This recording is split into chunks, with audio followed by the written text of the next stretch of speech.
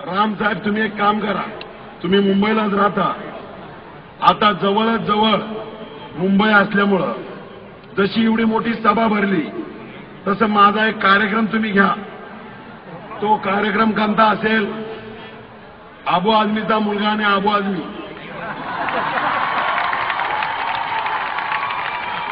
आणि माझी, आबू आझमीचा मुलगा आणि आबू आझमी आणि माझी तुम्ही कुस्ती ठेवा या भागात.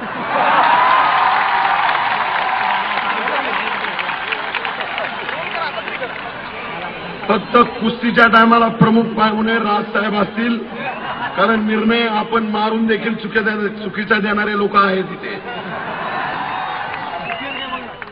म्हणून त्या मैदानाला बाकी रेलिंग WWFच्या मैदानासारख्या जाळीचं बांधायचं,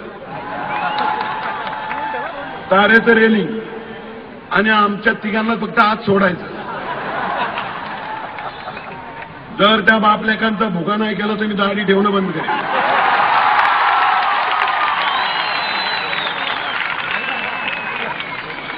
त्या आबू आझमीचं नाव घ्यायला सुद्धा मला लाज वाटते.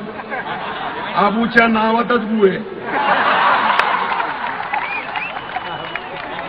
त्याच्या अरे ज्या छत्रपतींच्या पदरी बाबा याकूब गुरुस्थानी, मदारी मेहतर ज्यांनी आग्र्याच्या सुटकेच्या टायमाला स्वतःचा जीव धोक्यात घालून छत्रपतींची सुटका केली, आणि जे दौलत खान त्यांच्या ताब्यामध्ये शिवाजी महाराजांसह जे आरमार प्रमुख होते, ज्यांच्या हातात दारुगोळा सगळा होता, ते दौलत खान आणि नूर मोहम्मद बेग जे सरनोबत पदवी छत्रपतींनी त्यांना बहाल केली होती, आणि सिद्दी इब्राहिम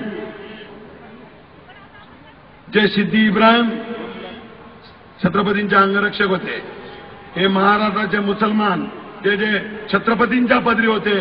इथे कितीतरी मुसलमान आज मनसेच्या मेन प्रमुख पदावर आहेत. ही आमची मुसलमानांना विरोध नाही. राजसाहेबांचे विचार छत्रपती आणि तुकोबारा आणि ज्ञानेश्वर माऊलींना मिळते जुळते. मी तुम्हाला सांगतो, त्या आबू आझमीच्या पार्टीचं नाव आहे समाजवादी. तो दोन समाजात वाद लावायचं काम करतो.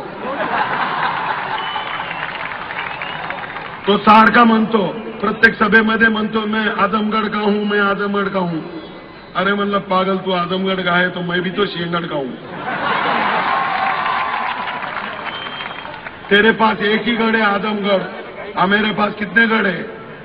पन्हाळगड, विशाळगड, राजगड, रायगड, प्रतापगड, सज्जनगड, अजिंक्यतारा, शिवनेरी, पुरंदर, कितीतरी गड आहेत.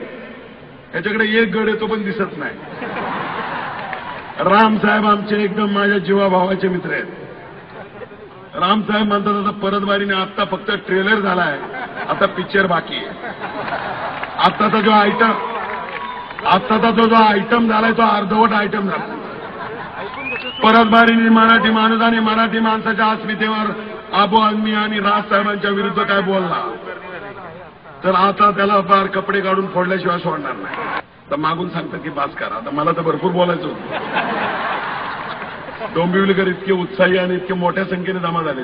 तुकाराम महाराजांनी सांगितलं, इज्जतमध्ये सांगितलं, मराठीमध्ये शपथ घ्या, नाही ऐकलं तर काठीने वागवा. मऊ मेना होणी आम्ही विष्णुदास, कठीण वज्रासी भेजवायचे, मेलेची तासो निजोनी या जागे, जो जे मागे ते देऊ, भले तरी देऊ कासेची लंगोटी, नाथाळाची काठी देऊ माता, माय बापाहुनी बहु मायावंत, करू घातपात शत्रुहुनी, अमृत ते काय गोड आम्हा पुढे, विष ते बापुडे कडू किती, तुका म्हणे आम्ही अवघेची गोड, ज्याचे पुरे कोड त्याचे परे. आम्ही मेनावून मऊ आहे, पण बिघडल्यावर लय खराब आहे. तुम्ही पाहिलंय. अशीच राजसाहेबांचा हात बळकट करण्यासाठी बहुसंख्येने तुम्ही साथ द्या, एवढं या निमित्ताने मी विनंती करतो.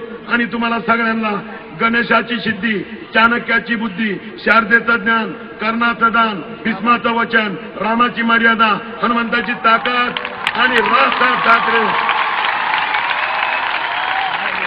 राजसाहेब ठाकरे यांचं जाणतेपण आणि दृष्टपण तुम्हाला जीवन जगण्यासाठी, सुखी आयुष्य जगण्यासाठी मिळो अशी श्रीमंत दगडूशेठ चरणी प्रार्थना करतो गणपतीच्या. आणि मी माझे 2 शब्द संपवतो. जय हिंद, जय महाराष्ट्र, जय मनसे.